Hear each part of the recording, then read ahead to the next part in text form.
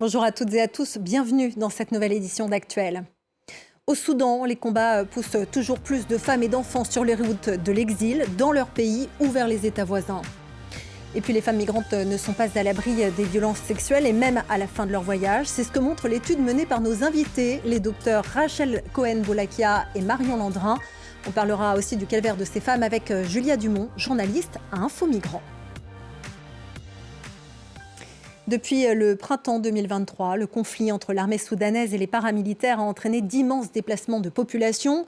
L'ONU estime à plus d'1 million le nombre de personnes qui ont quitté le pays, dont une immense majorité de femmes et d'enfants qui se réfugient pour la plupart au Tchad voisin. Mais cet exil ne marque pas la fin de leurs difficultés. Les précisions de Laura Cambo.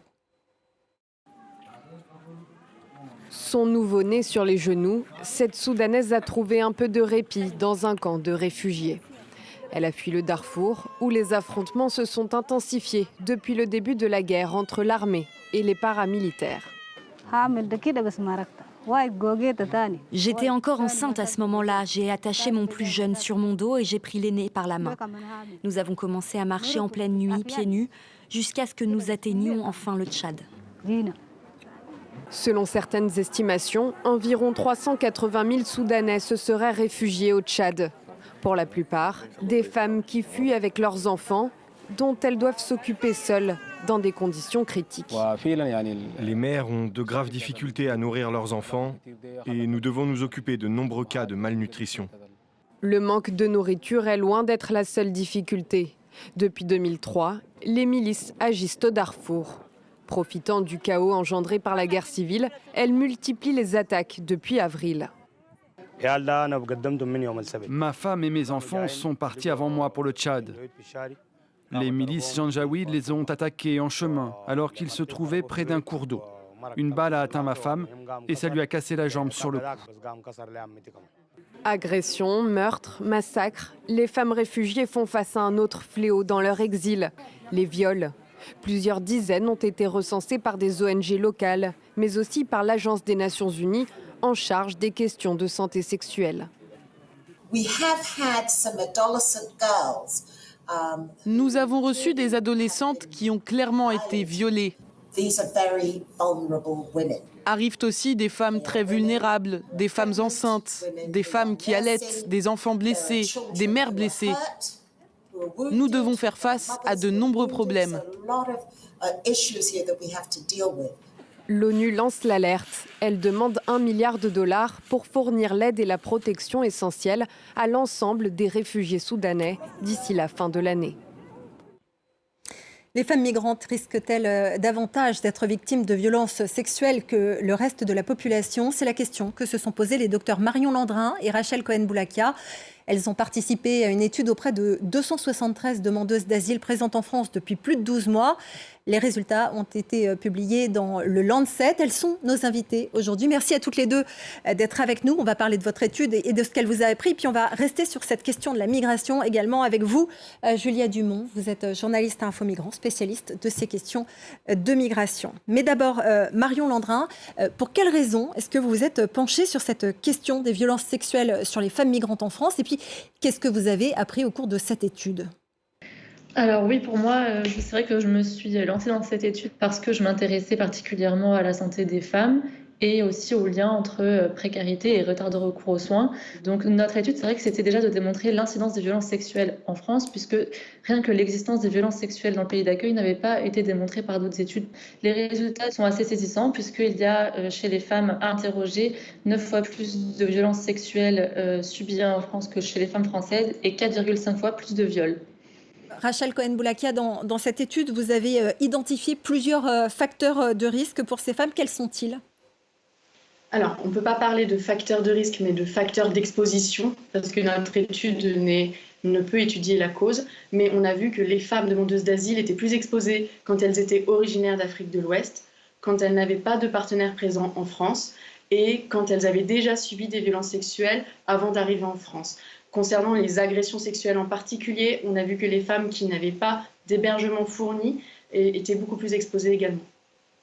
Ce qu'on peut dire, c'est que les personnes qui n'ont pas de partenaire, potentiellement, on a vu un lien très fort avec la prostitution. Julia, vous travaillez beaucoup sur les questions de violences sexuelles.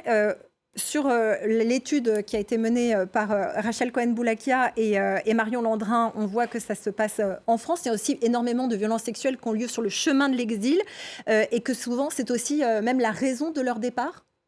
Oui, absolument. Les violences sexuelles sont vraiment très présentes dans les témoignages des femmes que l'on recueille à Info Migrants.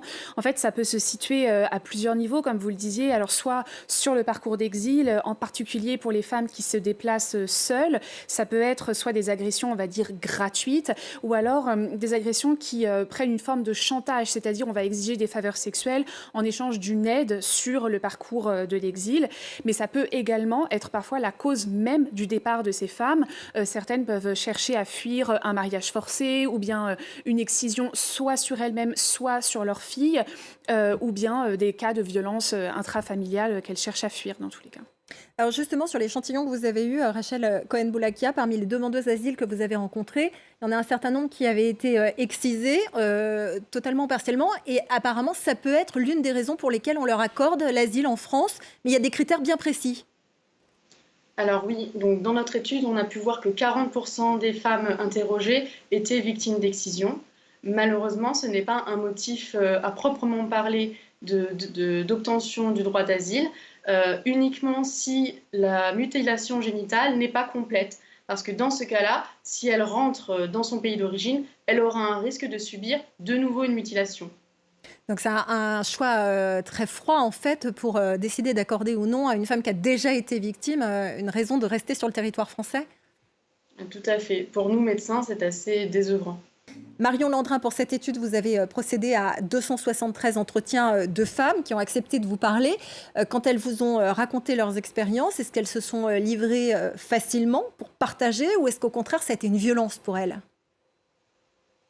Alors, ça a été plutôt difficile pour elles.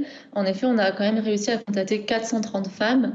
Donc, près de 150 d'entre elles ne sont pas venues au rendez-vous. Il y en a qui ont évoqué le fait qu'elles ne voulaient pas revivre les mauvais souvenirs du passé et les violences subies.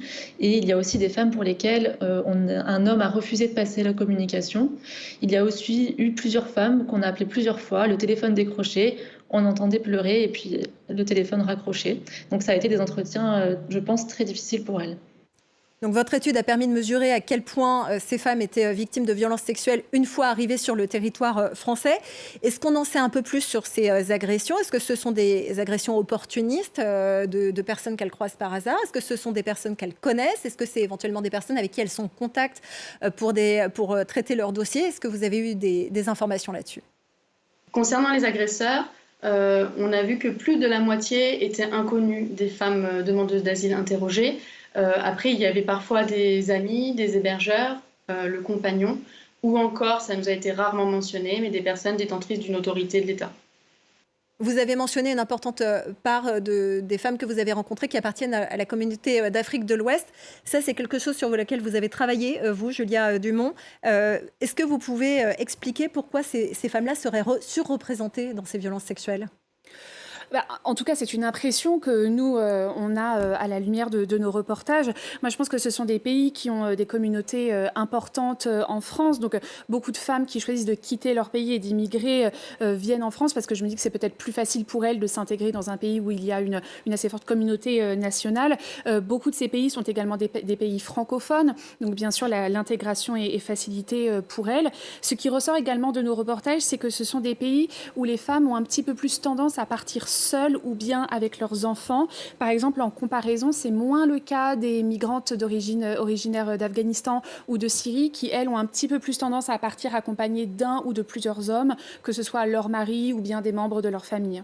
Ce qu'on observe aussi beaucoup parmi les populations de femmes migrantes qui arrivent en France et qui ont été victimes de violences sexuelles, c'est que la Libye, c'est l'enfer. Pour elles, c'est quasiment un endroit où elles sont sûres, entre guillemets, d'être victimes d'une agression. Oui, la Libye est un pays extrêmement dangereux pour les migrants, pour les femmes en particulier.